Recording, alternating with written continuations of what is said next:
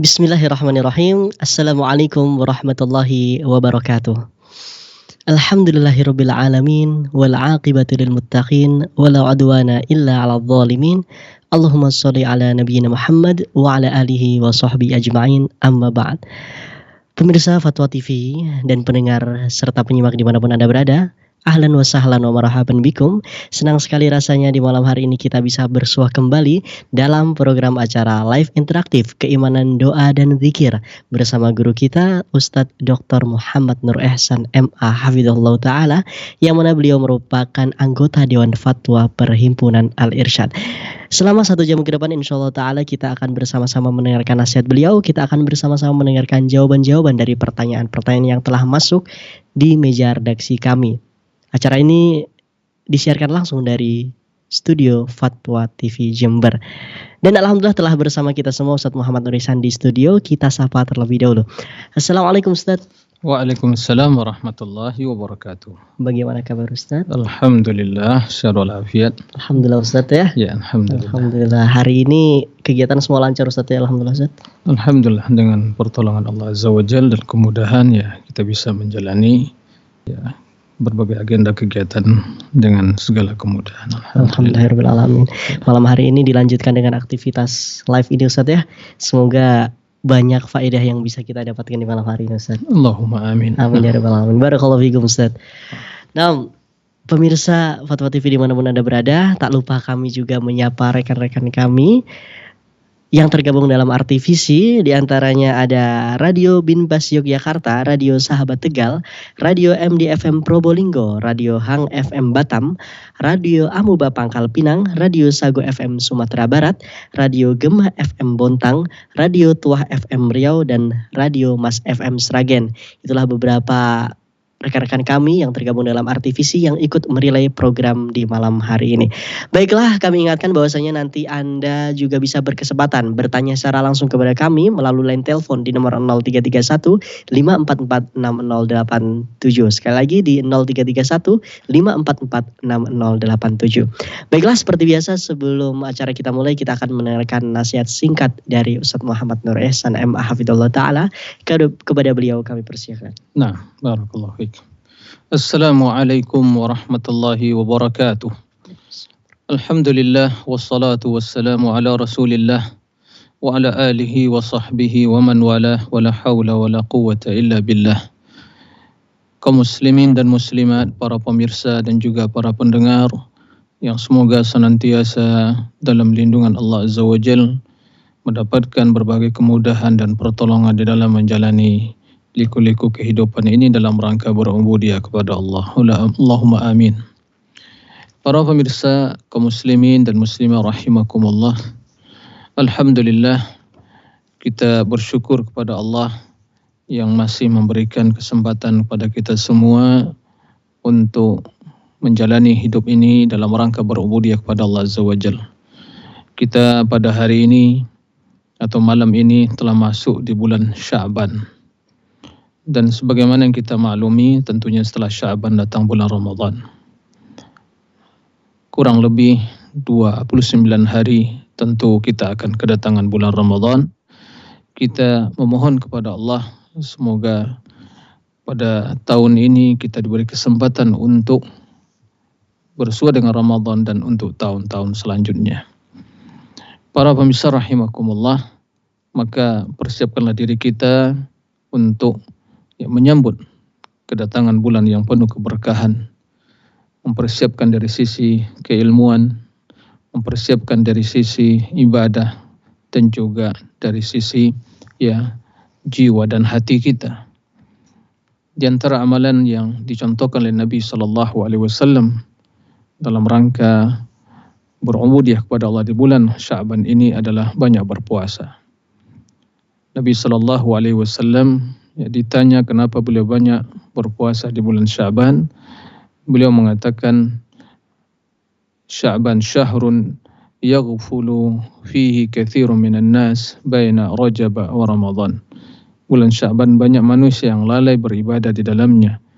Bulan yang terdapat antara bulan Rajab dan bulan Ramadan. Kemudian yang kedua, dzaka syahrun turfa'u fihi al-a'malu ila Allah fa uhibbu an yurfa 'amali wa ana sha'im.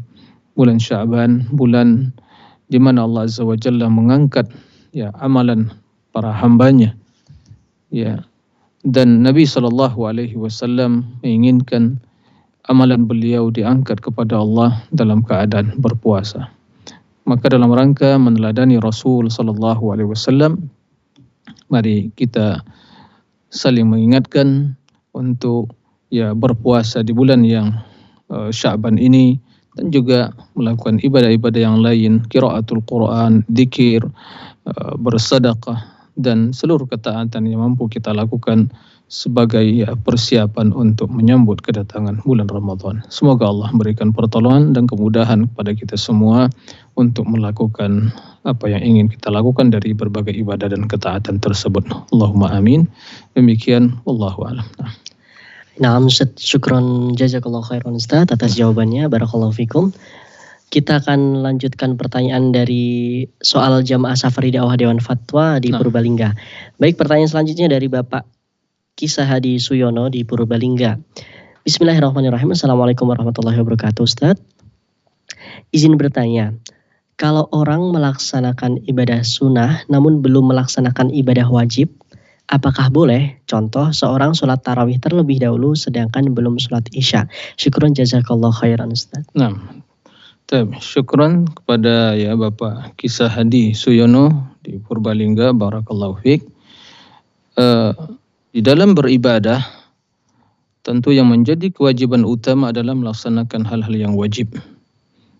Karena itu yang paling dicintai oleh Allah Azza wa Jalla, bahwa dalam hadis kursi Allah Subhanahu wa taala menjelaskan, "Wa ma taqarraba ilayya 'abdi bi syai'in ahabbu ilayya mimma aftaradtuhu 'alaihi wa la yazalu 'abdi yataqarrabu ilayya bin nawafil hatta uhibbah." Al-hadis.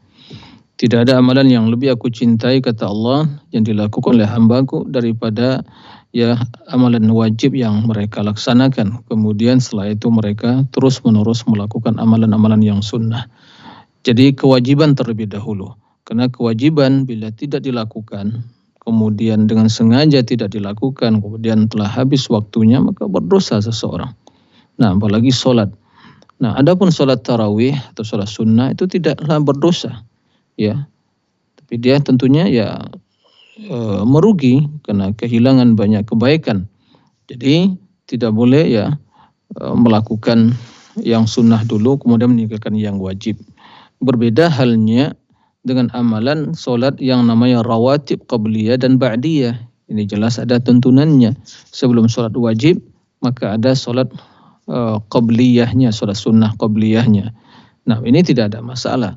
Adapun masalah tarawih, ya tentu solat isya dulu yang wajib, baru setelah itu seorang melakukan solat tarawih. Karena itu hal yang sunnah, sebagaimana lakukan Nabi SAW dan juga para sahabatnya demikian melakukannya. Nah, demikian wallahu a'lam. Nah, Ustaz, syukron jazakallahu khairan Ustaz atas jawabannya. Kita beralih ke pertanyaan selanjutnya Ustaz dari Umi Ismail di Purbalingga. Bismillah, bagaimana kiat meraih pahala puasa yang maksimal Ustaz? Syukron jazakallahu khairan.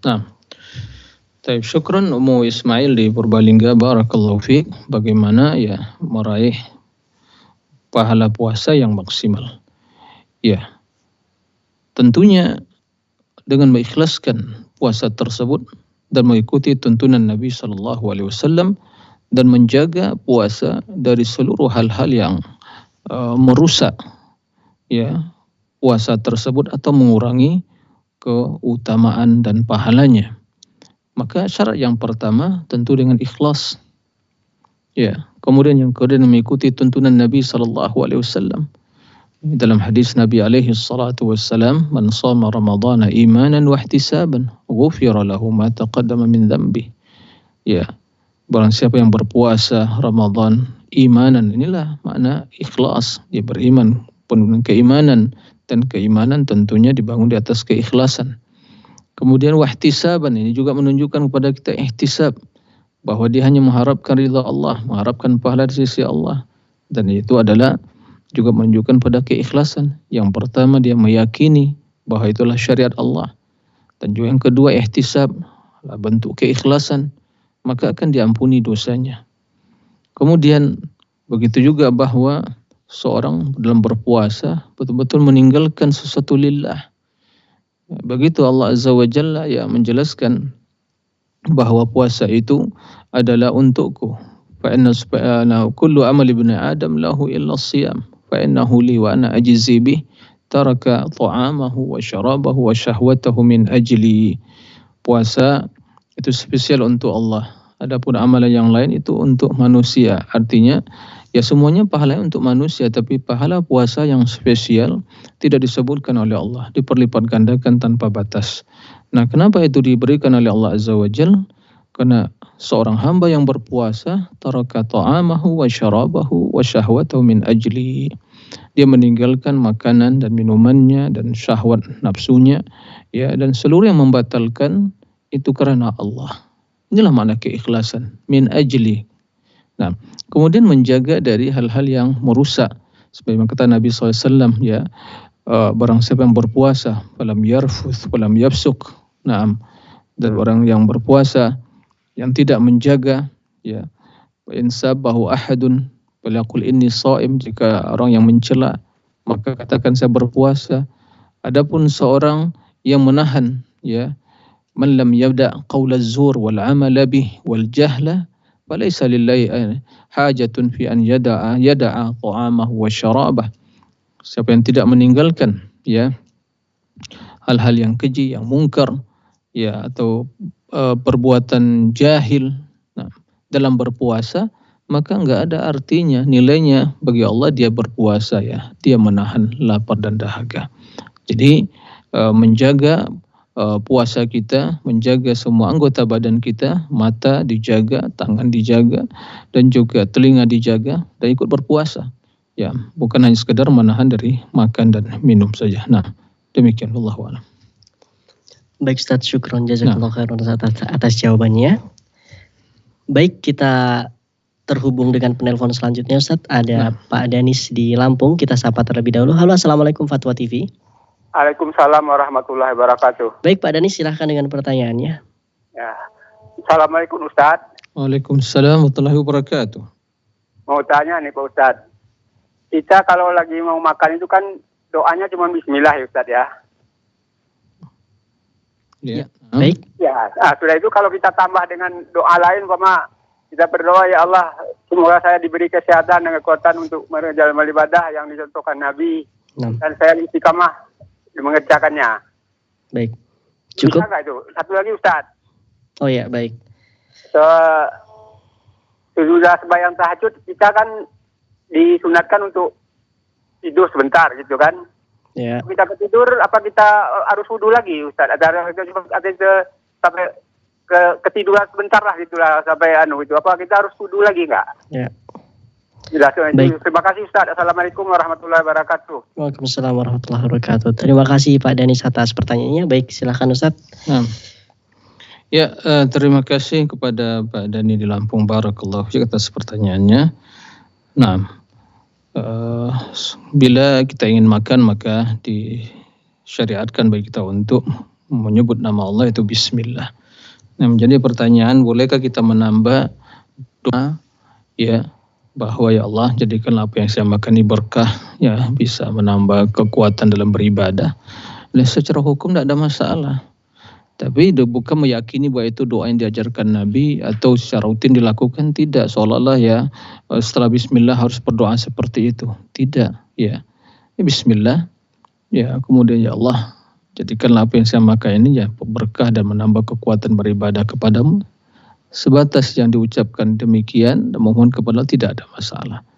Dengan catatan bahwa itu ya bukan dinisbatkan kepada Nabi, karena Nabi tidak mengatakan seperti itu. Atau mengatakan pada yang lain bila makan harus berdoa seperti ini, tidak. Jadi amalan yang seperti itu, amalan yang mungkin ya seorang menginginkan kebaikan dan keberkahan dari makanan tersebut. Tapi intinya makanan yang apabila dinikmati dengan mendahului dengan bismillah, insya Allah akan berkah. Nah, wallahu a'lam. Adapun yang bahwa setelah tahajud memang terdapat dari sunnah Nabi alaihi salatu wassalam, ya begitu setelah tahajud kemudian sebelum sembari menunggu masuknya waktu beliau sedikit berbaring. Tapi tentunya berbaring beliau bukan tidur ya betul tidur seperti tidur biasa dengan puas dan tidak. Jadi beliau antara sesungguhnya berbaring demikian itu ya antara tidak tidur sepenuhnya. Nah, tapi bila seorang tidur sampai mungkin tidur ya pulas sekali, kemudian ya nggak sadar, ya maka bila dia bangun ya berwudu lagi untuk sholat subuh gitu. Tapi biasanya Nabi SAW itu berbaring ya, baring ke bagian ya dari berbaring sebelah kanan itu beliau, kemudian sembari menunggu. Mungkin ya di antara hikmahnya mungkin bentuk istirahat karena telah lama ya berdiri qiyamul lail, begitu lama berdiri mungkin ya sallallahu alaihi wasallam melakukan demikian itu satu sila untuk bisa istirahat sejenak, tapi beliau tetap ya bukan tidur puas dalam seperti tidur biasa ya, kita sampai mungkin juga ngorok tidurnya kemudian juga sambil nggak sadar, maka ini jelas tidur yang berat seperti itu. Maka bila seorang bangun maka tetap dia berwudu untuk melaksanakan sholat subuh. Nah demikian, wallahu a'lam. Nah Ustaz, syukron jazakallah khairan Ustaz atas jawabannya. Semoga ini bisa menjawab pertanyaan dari Pak Danis yang ada di Lampung dan bisa menjadi faedah bagi kita semua. Baik, sebelum melanjutkan pertanyaan kami akan mengingatkan juga kami masih membuka kesempatan bagi Anda pemirsa yang ingin bertanya secara langsung di malam hari ini. Anda bisa menghubungi kami melalui line telepon di nomor 0331 544 6087 0331 544 6087. Baik Ustaz, kita akan melanjutkan soal dari Jamaah Safari Dewan Fatwa yang ada di Purbalingga kemarin. Ini ada soal dari Ibu atau Saudari Rizka Nur Khotimah di Purbalingga. Bismillah, ahsanallahu ilaika ya Ustaz. Apa keutamaan mengkhatamkan Al-Quran di bulan Ramadan? Lalu jika bacaan saya sudah berada di juz ketiga saat memasuki bulan Ramadan, haruskah saya mengulangi lagi dari awal atau tidak mengapa langsung melanjutkan saja? Jazakallahu khairan wa barakallahu fiik. Nah, ya terima kasih kepada saudari ya Rizka Nur Khatimah, barakallahu fiik atas pertanyaannya. Ya, keutamaan mengkhatamkan Al-Quran di bulan Ramadan. Ya, tidak diragukan bahwa bulan Ramadan adalah bulan Quran ya, syahrul Ramadan alladzi unzila fihi Al-Quran. Nah, bahwa bulan Ramadan bulan yang di dalamnya diturunkan Al-Quran. Ya, diturunkan dari Baitul Ma'mur ke Lauhil Mahfuz, yaitu di malam Lailatul Qadar. Kemudian diturunkan kepada Nabi secara berangsur-angsur selama 23 tahun. Jadi tidak diragukan ya bahwa itu bulan yang mulia. Itu bulan yang diturunkannya Al-Quran. Kemudian juga Jibril alaihi salatu wassalam datang ya kepada Nabi alaihi salatu wassalam untuk tadarus Al-Quran. Nah, sehingga ya seorang mukmin yang ingin meraih kebaikan, keberkahan, maka hendaklah dia memperbanyak baca Al-Quran bulan yang penuh berkah tersebut, ya, menghatamkan berulang kali. Nah, sebagian dilakukan oleh ya tentunya Rasul kita alaihi salatu wassalam, kemudian ya para sahabat dan para tabi'in dan ulama-ulama as-salihin. Nah, bahwa Ramadan bulan syahrul Quran, dan sebagaimana yang kita maklumi, semakin banyak kita membaca, maka semakin banyak meraih kebaikan. Satu huruf dibalas dengan 10 kebaikan. Nah, bila kita mengkhatam berulang kali, penuh dengan mentadabur, menghayati, maka sungguh begitu banyak ya kebaikan yang akan diraih. Dan juga Al-Quran akan menjadi yang memberikan syafaat. Nah, Al-Quran wasiyamu yashfa'ani lisahibi ma yawmal qiyamah. Faqala Al-Quran ay rabbi mana'tuhu an-nawma fasyafi'ni fihi. وقال الصيام أي ربي منعته من الطعام فشفعني فيه فيشفعان. Jadi keduanya akan memberikan syafaat. Quran mengatakan karena seorang hamba tidak bisa tidur malam hari karena membacaku, maka berikan aku syafaat untuknya. Begitu juga puasa di siang hari, ya dia terhalang makan dan minum karena berpuasa, maka kata puasa kepada Allah, berikan aku syafaat untuknya. Maka keduanya diberikan izin untuk berikan syafaat. Nah, jadi oleh karena itu kenapa hikmah ya, di antara hikmah di dalam salat tarawih diperpanjang bacaannya ya, kemudian agar kita betul-betul hidup di bulan Ramadan bersama Al-Quranul Karim. Nah, jadi tentu keutamaannya sangat banyak sekali. Tapi apakah wajib menghatamkan? Ya tidak wajib ya. Ya kalau masalah wajib itu kan harus ada ketentuan hukumnya. Artinya kalau tidak menghatamkan berarti berdosa. Ya, tapi tentu merugi seseorang yang bila datang Ramadan tidak pernah baca Al-Quran, atau mungkin dia tidak pernah seumur hidupnya membaca Al-Quran, atau mungkin menghatamkan Al-Quran 12 bulan dalam setahun tidak pernah menghatam Al-Quran, itu orang yang merugi. Nah, datang kesempatan Ramadan maka diperbanyak membaca Al-Quran, hidup bersama Al-Quran, sehingga hidup semakin berkah dan pahala semakin melimpah ruah. Nah, barakallahu fiik. Nah, Ustaz, lalu itu pertanyaan selanjutnya, Ustaz. Nah, apakah harus? Ya, sudah berada di juz ketiga. Ya, dalam hal ini ya sangat fleksibel sekali ya. Kalau ya kita teruskan dulu, misalnya ya di bulan Sya'ban dia membaca, sehingga ada masuk Ramadan masih mungkin tersisa mungkin 3 juz. Nah, dia langsung dilanjutkan. Kemudian setelah itu kembali lagi dari pertama Al-Fatihah, seperti itu. Ya, jadi ini hal yang fleksibel saja ya dalam hal ini, karena sesungguhnya bertakwalah sesuai dengan kemampuan kita. Nah, wallahu a'lam. Nah, Ustaz, syukron jazakallahu khairan atas jawabannya, Ustaz. Kita beralih ke pertanyaan selanjutnya dari saudari atau Ibu Salma Humairo di Purbalingga. Nah. Bismillah, ahsanallahilaikum, Ustaz. Afwan, tadi disebutkan, ini mungkin waktu kajian antum, Ustaz ya. Iya, nah. Tadi disebutkan bahwa segala macam kesabaran akan Allah sempurnakan pahalanya. Nah, apakah kesabaran dalam mendorong diri keluar dari rasa futur dalam beribadah meski berulang kali, seperti ada niat ingin merutinkan sholat sunnah tapi berkali-kali mencoba full 10/12 rakaat bolong terus, 10 atau 12 rakaat bolong terus, apakah kesabaran dalam menghadapi futurnya diri juga termasuk pahala yang Allah sempurnakan? Syukron wa jazakumullah khair. Nah, syukron ya. Tidak diragukan bahwa ya pahala kesabaran itu sangat besar sekali. Kesabaran dalam segala hal ya. Dalam beribadah membutuhkan kesabaran. Untuk menjaga ya kontinuitas dalam beribadah butuhkan kesabaran. Apalagi dalam menghadapi berbagai cobaan dan ujian.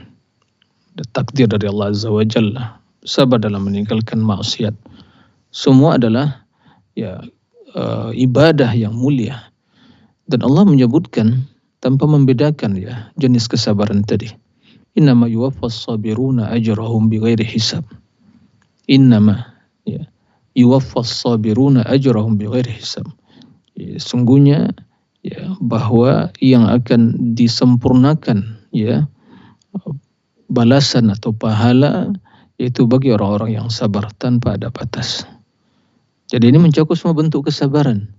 Nah, sebagian ulama menjelaskan ini juga sebagai bukti bahwa puasa itulah ibadah yang sangat membutuhkan kesabaran. Oleh karena itu, kenapa Allah Subhanahu wa taala menyebutkan itu Allah akan membalasnya tanpa ada batasannya.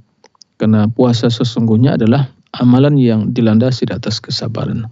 Nah, kesabaran dalam meninggalkan semua yang membatalkan, sabar dalam ibadah, mempertahankan ibadah tersebut agar tidak ya ternodai, tidak dirusak oleh amalan-amalan yang lain. Nah, dan berbagai makna kesabaran terdapat dalam puasa tersebut. Maka tentu yang paling utama masuk ya ibadah yang paling utama masuk ke dalam makna kesabaran adalah puasa. Dan termasuk jenis kesabaran yang lain, maka Allah akan memberikan pahala kepada orang-orang yang sabar, pahala yang tanpa batas. Nah, demikian Allahu a'lam. Nah, Ustaz, syukron jazakallah khairan atas jawabannya, Ustaz. Ustaz, syukron jazakallah khairan atas jawabannya. Kita sudah tersambung dengan penelpon selanjutnya, Ustaz. Ada Ummu Yodi di Riau. Kita sapa terlebih dahulu. Halo, assalamualaikum Fatwa TV. Waalaikumsalam warahmatullahi wabarakatuh. Baik, Ummu Yodi, silahkan dengan pertanyaannya. Ya, assalamualaikum Ustaz. Waalaikumsalam warahmatullahi wabarakatuh. Nah. Izin melanjutkan pertanyaan dari member WhatsApp di Rosa, Ustaz. Yang pertama, Ustaz, mengenai hukum syukuran yang dilakukan pada saat naik rumah baru ditempati dengan cara mengundang para tetangga dan menghidangkan jamuan. Apakah Rasulullah pernah melakukannya? Baik. Terus yang kedua, Ustaz, Ana pernah baca kalau Nabi Musa pernah puasa 40 hari sebelum terima wahyu. Kalau Ana menjemput jodoh dengan cara puasa 40 hari dengan niat Allah mudahkan. Terus kalau Allah kabulkan hajat Ana, apakah termasuk bid'ah? Baik. Cukup Umu Yadi ya? Ya, cukup. Syukron, jazakallah khairon. Nah, barakallahu fiik atas pertanyaannya, jazakillah khairan. Baik Ustaz, silahkan dengan jawabannya. Nah, ya terima kasih kepada Umu Yodi di Riau, di Pekanbaru ya. Nah, pertama ya, pertanyaannya seputar masalah hukum syukuran. Jadi seorang bila mendapatkan nikmat, kemudian dia bersyukur. Ya seperti yang sampaikan tadi, mungkin baru bangun rumah, kemudian pindah rumah, kemudian diundang tetangga untuk ya membentuk syukur kepada Allah karena sudah alhamdulillah bisa mendapatkan rumah, tidak ngontrak lagi, kemudian dia bisa pindah, bisa rumah nyaman, sehingga dia bersyukur kepada Allah. Itu nikmat dari Allah Azza wa Jalla. Naam. Maka dalam hal ini dia ingin bersyukur kepada Allah Azza wa Jalla, dari lisan dia mengucapkan alhamdulillah dan meyakini semua karunia dari Allah. Kemudian dia ingin ya bersyukur dalam bentuk memberikan mungkin kebaikan pada tetangganya, mengundang mereka. Ya sebatas hal itu tidak ada masalah. Hal yang baik tidak ada masalah. Karena ya kesempatan dan momen yang baik ya, dengan catatan tidak meyakini bahwa ya harus seperti itu. Ya, bila tidak dilakukan seolah mungkin tidak sempurna. Ya, tidak demikian. Tapi intinya masuk dari ya bab sedekah. Ya, bahwa seorang yang bersedekah kemudian kesempatan yang baik, dia pindah rumah, sekalian juga bisa mungkin ketemu dengan tetangga-tetangga karena baru datang, ya dia orang-orang baru datang bergabung, maka tidak ada masalah. Banyak hikmah di balik itu semua. Pertama, bisa bersedekah, kemudian syukur, kemudian juga semakin kenal dengan tetangganya dan semakin terjalin kebersamaan dan komunikasi, maka insya Allah tidak ada masalah. Dengan catatan tidak meyakini bahwa harus seperti itu, ya harus atau memaksakan diri, ya tidak seperti itu. Jadi hal yang insya Allah hal yang boleh-boleh saja, insya Allah tidak ada masalah. Nah, kemudian tadi ya wallahu alam, saya tidak tahu ya, yang tadi Nabi Musa puasa 40 hari sebelum datang wahyu, kemudian tadi sampaikan juga bila saya berpuasa ingin mendapatkan hajat gitu. Ya Allah alam, saya tidak tahu tentang hal itu. Ya, tapi yang jelas puasa berturut-turut berpuasa itu bukan sunnah, ya. Berturut-turut berpuasa. Kalaupun itu mungkin, kalau seandainya itu benar, tapi wallahu alam, tentu ya mungkin itu syariat umat sebelumnya. Adapun umat Nabi Muhammad SAW, ya Nabi SAW bahkan menjelaskan puasa yang terbaik itulah puasa Nabi Daud, puasa sehari, berbuka sehari, begitu seterusnya. Dan Nabi SAW tidak pernah melakukan puasa 40 hari tidak berbuka-buka. Ya, enggak. Nabi ya kadang yasum wa yuftir, yasum wa yuftir begitu. Jadi kecuali ya tentunya di bulan Ramadan wajib ya, kita wajib berpuasa setiap hari. Jadi tinggalkan demikian itu tidak sesuai dengan tuntunan Nabi sallallahu alaihi wasallam. Kemudian bukanlah tuntunan beliau kalau kalian ingin mendapatkan hajat sesuatu puasalah 40 hari, tidak. Atau sebagian mengatakan dia ingin meditasi, tidak makan, tidak minum, tidak makan daging, sekian puasa putih istilahnya 40 hari. Enggak ada tuntunan seperti itu. Tidak ada tuntunan. Ini termasuk amal-amal yang bid'ah yang tidak dicontohkan Nabi alaihi salatu wassalam. Adapun tadi apakah Nabi Musa berpuasa 40 hari sebelum mendapatkan wahyu? Wallahu alam, saya tidak mengetahuinya. Nah, demikian wallahu alam. Nah Ustaz, jazakallah khairan atas jawabannya Ustaz. Kita sudah tersambung dengan penelpon selanjutnya, ada Ummu Zahra di Riau Ustaz. Baik, Assalamualaikum Fatwa TV. Waalaikumsalam warahmatullahi wabarakatuh. Baik, silahkan Ummu Zahra dengan pertanyaannya. Ya, jazakallah khair. Assalamualaikum warahmatullahi wabarakatuh Ustaz. Waalaikumsalam warahmatullahi wabarakatuh. Nah. Ini Ustaz terkait dengan seorang ibu yang ingin mendidik keluarganya ke jalan yang diridhoi oleh Allah. Lalu dia mempertaat diri, sementara di dalam hatinya itu terlintas kalau dia itu mempertaat diri agar diambil contoh oleh dan semua anggota keluarganya. Ya. Apakah lintasan dalam hati ini termasuk riya Ustaz? Dan bagaimana pencerahannya?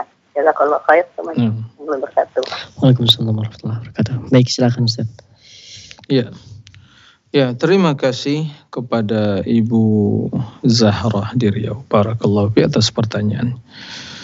Seorang ibu yang ingin mendidik anaknya dan keluarganya dengan tarbiyah Islami yang baik agar mereka menjadi orang yang taat, ya sholat rajin, puasa rajin, baca Al-Quran, sehingga ya ibu tersebut memberikan contoh ya di depan anak-anaknya melakukan yang demikian itu. Nah, tapi dia tujuannya hanya ingin ya anaknya itu bisa mencontoh. Apakah ini termasuk riya? Arti dia beribadah hanya ingin anaknya mungkin memujinya atau mencontohnya. Ya, ini jelas termasuk hal yang riya. Nah, dan ini hal yang sangat sangat tipis sekali perbedaannya. Berhati-hati. Maka dalam hal ini karena sholat, baca Quran, puasa, zikir itu ibadah, maka seorang ibu melakukan ibadah tersebut betul-betul mengharapkan ridha Allah. Dan dia lakukan depan hal itu depan anaknya agar mereka mencontoh, ya. Maka tidak ada masalah. Tapi kalau niat dari awalnya hanya sekedar anaknya mencontoh, maka ini adalah ada di sana makna riya. Maka jangan dilakukan seperti itu. Ya niat awalnya dia beribadah, memang dia wajib sholat, puasa, ya. Puasa Ramadan, kalau mungkin Senin Kamis dia dianjurkan baca Al-Quran, itu ibadah semuanya. Maka niat awalnya lah lillah. Nah, lillah. Tapi di situ ada makna tarbiyah, karena di rumah anaknya melihat.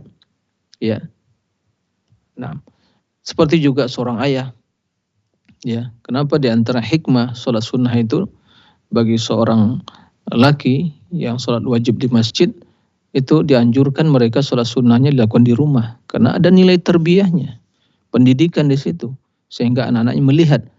Tapi tujuan dia bukan sekedar hanya anaknya melihat, tidak, tapi betul lillah, dia sholat lillah. Tapi di situ secara spontanitas, secara otomatis juga mengandung makna ya agar menjadi uswah dan qudwah. Jadi bukan sekedar hanya dia lakukan karena semata-mata anaknya, enggak, tapi karena Allah, tapi di sana ada makna tarbiyah. Jadi keduanya dapat diniatkan untuk Allah, secara otomatis itu nilai tarbiyah dan pendidikannya itu juga telah terpenuhi. Nah, jadi ikhlas karena niat kepada Allah Azza wa Jalla, bukan karena ya dilihat anak kita, bukan lihat suami kita yang lain, tapi semata lillah. Tapi tatkala kita melakukan depan mereka ikhlas karena Allah, di sana ada makna tarbiyah. Nah, demikian. Wallahu a'lam. Nam, jazakallah khairan Ustaz atas jawabannya Ustaz. Semoga ini bisa menjawab pertanyaan dari Ummu Zahra di Riau dan juga bisa menjadi hikmah bagi seluruh ibu Ustaz yang sedang mendidik keluarganya juga Ustaz ya. Baik, kita akan melanjutkan pertanyaan lagi Ustaz. Masih ada sisa soal dari jamaah Safari Dewan Fatwa di Purbalingga kemarin. Ini ada Ibu Lisa Agustina di Purbalingga. Bismillah, assalamualaikum warahmatullahi wabarakatuh Ustaz. Bagaimana persiapan kita mencari lingkungan yang baik dalam rangka menyambut bulan Ramadan yang optimal dengan penuh amal soleh dan kebaikan? Serta bagaimana cara mempersiapkan teman atau keluarga kita supaya hatinya terdorong untuk cinta kepada amal soleh dan kebaikan? Syukran jazakallah khair. Nah, ya. Terima kasih kepada Ibu Lisa Agustina di Purbalingga. Barakallahu fiik atas pertanyaannya. Itu bagaimana ya kita mencari lingkungan yang baik dalam rangka menyambut ya bulan Ramadan sehingga lebih maksimal beribadah. Pertama tentunya dari lingkungan yang internal dulu. Ya, lingkungan internal dulu, bahwa di keluarga dikondisikan sehingga ada baiknya seorang ayah misalnya atau ibu, dia memiliki panduan, mungkin tidak bisa dengan bahasa Arab, ya kitab dengan terjemahan, di situ ada panduan bagaimana Nabi menghadapi bulan Ramadan, bagaimana puasanya, bagaimana sholatnya, dan bagaimana cara menunaikan puasa. Jadi dikondisikan, ya dibaca, ya cukup dibaca hadisnya, insya Allah mereka mendengar, dikondisikan, kemudian diberikan ya tadzkir, diingatkan bahwa ini bulan Sya'ban, bahwa sunnah Nabi bulan Sya'ban ini banyak berpuasa, kita mempersiapkan diri Ramadan bulan yang penuh berkah. Jadi ada edukasi, ada juga ya di sana ada ya bentuk pembahasan ilmiah di internal keluarga. Nah, ini diantara ya usaha kita untuk maksimalkan. Begitu juga di lingkungan, jika kita mungkin orang yang memiliki mungkin diberi ya dari satu kelebihan ilmu dan pemahaman, maka kita berusaha mengkondisikan jamaah atau saudara kita atau mungkin tetangga kita, memberikan ya bila mungkin ada kajian ya diundang mereka, kemudian disampaikan bagaimana kita menyambut Ramadan. Ini adalah kebaikan. Tentunya yang menyampaikan ya orang-orang yang mumpuni dalam bidangnya, menjelaskan tentang bagaimana sifat-sifat puasa Nabi dan sholatnya dan seterusnya. Nah, kemudian ya di antara hal yang juga harus diperhatikan dalam hal ini, ya hendaknya kita senantiasa menanamkan dalam diri kita dan keluarga kita tentang ya apa yang dilakukan tersebut tentunya akan kembali kebaikannya untuk diri kita sendiri. Nah, kembali untuk diri kita sendiri dan memahami keutamaan suatu ibadah dan bulan-bulan tertentu itu akan menanamkan sifat cinta kepada ibadah dan bulan tersebut. Jadi intinya harus membekali diri dengan ilmu, harus membekali diri dengan pemahaman yang benar dan ya membaca, mengetahui bagaimana kondisi orang-orang soleh di dalam menghadapi bulan yang penuh berkat tersebut. Bagaimana para sahabat, bagaimana tabi'in, ulama-ulama Islam ya, yang sungguh mereka hidup Ramadan berbeda dengan hidup ya kebanyakan manusia yang menjalani kehidupan dunia ini. Nah, itu harus diketahui dan dipelajari dan dibaca. Nah, demikian Allahu a'lam. Nah, Ustaz, syukron jazakallah khairan Ustaz atas jawabannya yang ditanyakan dari Ibu Lisa Agustina di Purbalingga. Baik, pertanyaan selanjutnya dari Ibu atau Saudari Fitriani di Purbalingga lagi. Bismillah, izin bertanya Ustaz, bagaimana menumbuhkan semangat untuk anak supaya lebih giat lagi dalam beribadah terutama di bulan Ramadan? Syukron jazakallah khairan. Nah, ya terima kasih kepada Ibu Fitriani di Purbalingga. Di mana kita bisa motivasi anak-anak bisa beribadah ya di bulan Ramadan. Tentunya yang perlu kita pahami, jika anak tersebut ya belum balik, maka kita membiasakan ya. Ya pembiasaan itu sangat penting sekali. Jadi tarbiyah dan pendidikan itu ya betul pembiasaan. Maka begitu kita berpuasa, ya kita mengajak anak kita. Nah, dan juga menciptakan suasana yang kondusif. Jika seandainya kebiasaan sehari maka mungkin ada tugas yang agak lebih berat, maka di bulan Ramadan dikurangi sehingga mereka lebih bisa juga untuk fokus dan terus dimotivasi bahwa puasa ini ya tentu akan mengangkat derajat seseorang, mendapatkan pahala sisi Allah. Di surga nanti ada pintu khusus untuk orang berpuasa. Jadi hal yang seperti itu. Jadi motivasinya itu orientasinya akhirat ya. Bukannya kalau nanti berpuasa nanti dikasih hadiah. Sesekali tidak ada masalah. Tapi orientasi akhirat ya surga. Itu yang lebih ditanamkan pada diri anak kita. Jadi terus pembiasaan.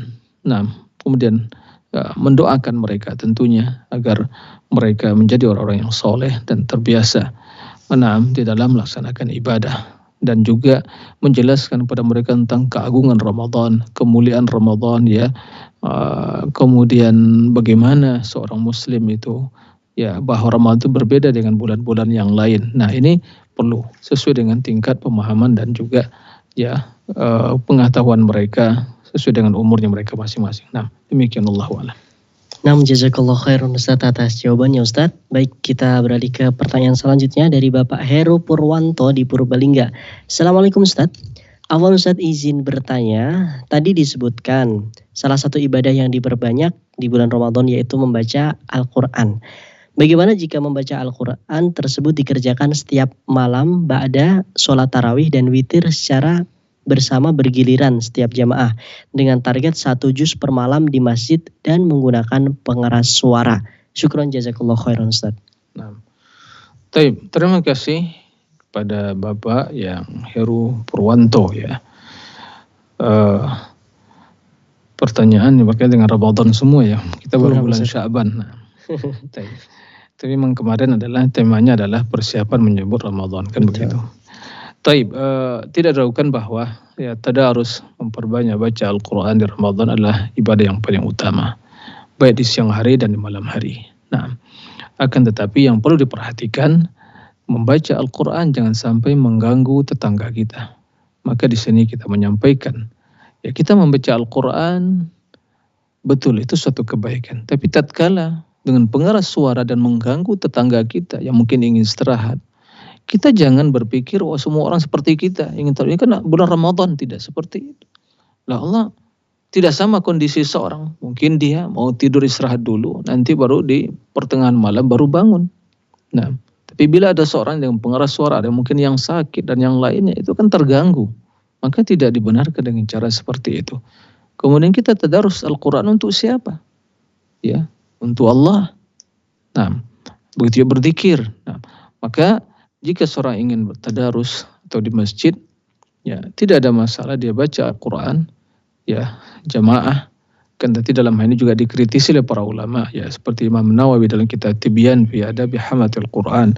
Karena sesungguhnya para sahabat dalam tadarus Al-Quran, ya itu mereka membaca, satu orang baca, yang lain itu merenungi dan menghayati. Jadi bukan dengan cara ya sistem mereka bergiliran seperti itu yang menghatamkan. Nah, maka dalam ini lebih baik seorang yang menghatamkan secara rutin satu juz terus dilanjutkan. Nah, sesuai dengan kemampuannya. Nah, tapi seandainya bisa, bila kaum muslimin mungkin ya tidak ada kesempatan kecuali di Ramadan, kalau dia di rumah sendiri mungkin malas membaca, kemudian dia ke masjid baca mungkin satu orang baca satu juz, dia perhatikan, nanti dapat giliran dia. Mudah-mudahan tidak ada masalah seperti itu, tapi dengan catatan jangan dengan mengeraskan suara sehingga mengganggu tetangga yang ada di sekitar kita. Ya, nah, karena mereka ingin istirahat. Ya, oleh karena itu bacalah Al-Quran dengan cara yang baik dan jangan sampai mengganggu. Karena kebaikan, kalaupun ya itu mengganggu orang lain, itu akan malah mengundang dosa. Nggak boleh. Nah, seperti itu. Nah, demikian Allahu a'lam. Hai Ustaz, syukron jazakallah khairan Ustaz atas jawabannya, dan pertanyaan dari Bapak Heru tadi sekaligus mengakhiri acara kita di malam hari ini Ustaz. Maka kami sampaikan syukron jazakallah khairan Ustaz atas waktunya, atas ilmu yang telah diberikan kepada kita. Semoga ini bisa menjadi pahala bagi kita semua, bagi antum juga, amin ya rabbal alamin Ustaz. Baik, insyaallah kita bertemu lagi di pekan depan biidznillah taala Ustaz. Insyaallah taala, amin. Barakallahu fikum Ustaz. Baik pemirsa, usai sudah pertemuan kita di malam hari ini, perjumpaan kita di malam hari ini, alhamdulillahirabbil alamin, telah kita dengarkan berbagai faedah, berbagai nasihat di malam hari ini. Semoga bisa menjadi hikmah bagi kita semua dan bisa kita amalkan dalam kehidupan sehari-hari. Dan kami ucapkan terima kasih jazakumullah khairan bagi Anda pemirsa yang telah ikut berpartisipasi di malam hari ini, ikut meramaikan program acara live interaktif keimanan, doa dan zikir ini. Baiklah, bagi Anda pemirsa jangan lupa untuk terus menyaksikan acara Fatwa TV dari hari Senin hingga hari Jumat sesuai dengan jadwal yang telah ditentukan. Dan bagi Anda yang ingin mengetahui rangkaian acara di Fatwa TV lebih detail, Anda bisa mengunjungi website kami di www.fatwatv.id dan Anda bisa update tanya jawab di www.dewanfatwa.com/tanyajawab. Dan kami juga mengajak Anda pemirsa dan juga pendengar sekalian guna memanfaatkan peluang untuk berjuang bersama kami dalam syiar dakwah Islam di Fatwa TV melalui rekening aktif kami yang bisa Anda saksikan di layar kaca Anda atas nama Yayasan Pilar Media Komunikasi dan atas nama Dewan Fatwa Perhimpunan Al-Irsyad. Baiklah, alhamdulillahirabbil alamin, usai sudah pertemuan kita malam hari ini, insyaallah kita akan bertemu lagi di pekan yang selanjutnya biidznillah taala. Kami mewakili kerabat kerja yang bertugas pamit undur diri. Kita tutup dengan doa kafaratul majelis. Subhanakallahumma bihamdika asyhadu an la ilaha illa anta astaghfiruka wa atubu ilaik. Wassalamualaikum warahmatullahi wabarakatuh.